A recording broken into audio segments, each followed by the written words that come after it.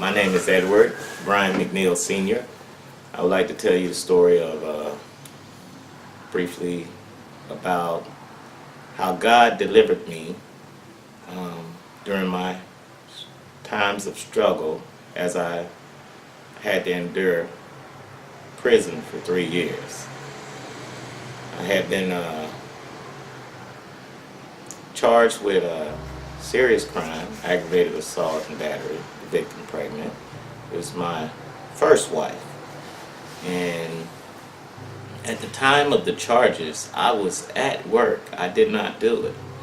And she happened to be upset with me for other reasons, so she felt that she could put a charge on me, and she did.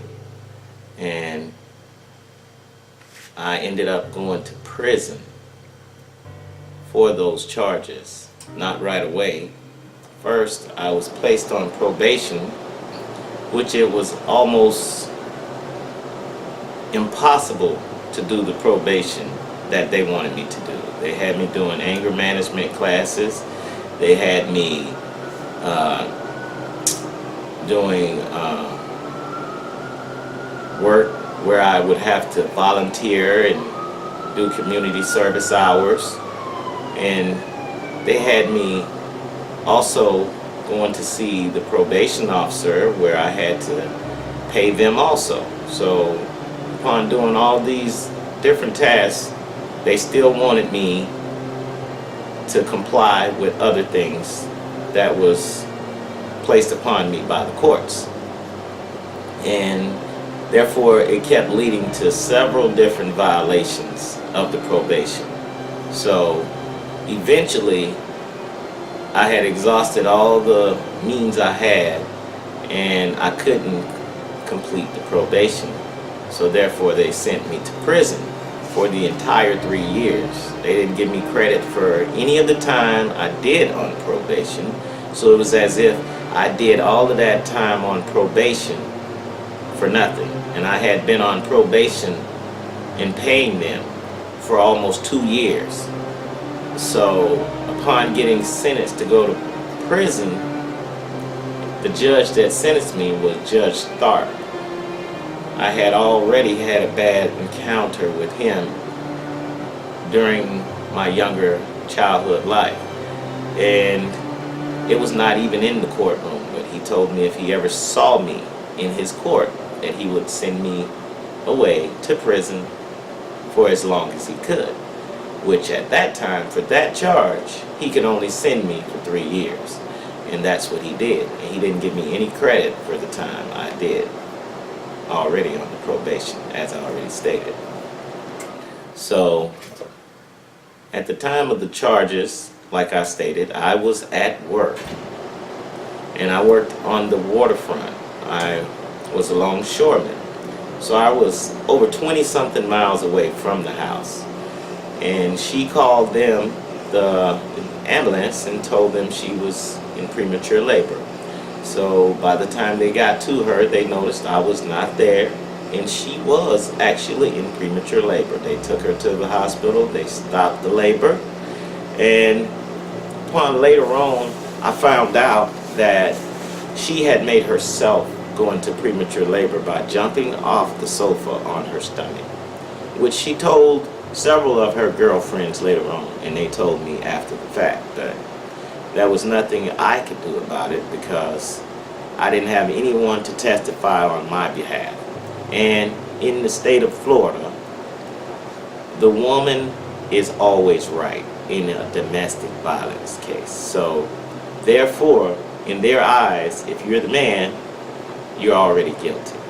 So you have to prove that you're innocent, which at that time, my job came to court to testify that I was at work, which they did, to no avail, because the judge intimidated the president of the Longshoreman Hall at the time, and he had him say he could not absolutely be sure that I was there, after he had already said I was there, and he had proof I was there. So upon him saying that, and he was about 90 years old, and they used that to discredit him also. And once he said he was not absolutely sure, that's all the judge needed to send me to prison. So while I was in prison, I had a lot of obstacles to overcome. Satan was always attacking me by trying to make me have to stay inside of the box.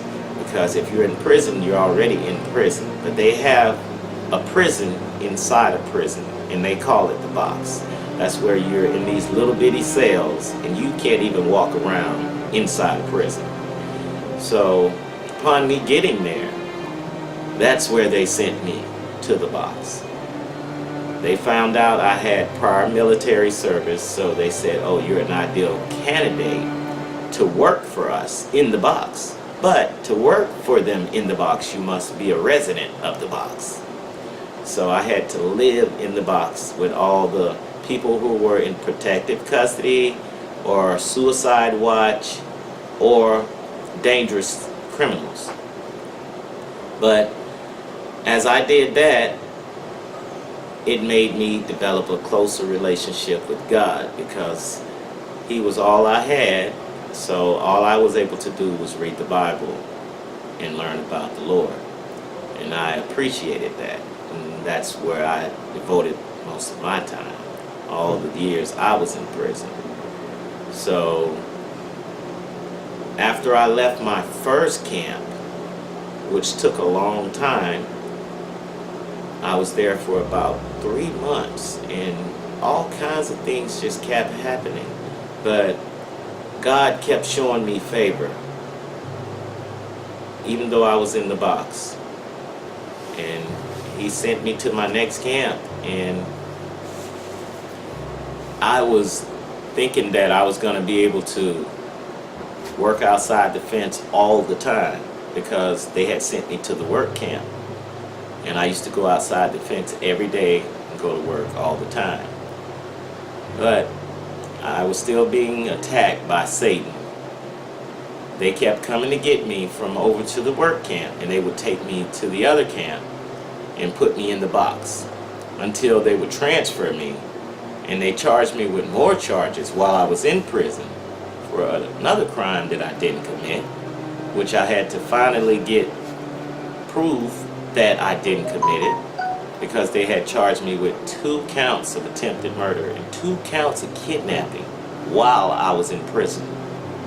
So the young lady who said that happened to her and her child, she had wrote a 4-page statement against me and submitted it to the courts. Fortunately for me, my lawyer was able to find proof and discredit her claim that I did all these things to her. And once she did, she had her sign a written waiver to the district attorney's office dismissing the charges and letting them know that they never happened. And the time she said it happened, I was in prison anyway, so I couldn't have done it to her. So it just goes to show how Satan had been keeping me out of everything I wanted to do for the Lord. He kept trying to hold me down and keep me in the box and out of my family's life and out of my kids' life. But God saw fit to deliver me and make me strong and teach me how to love Him and read His Word.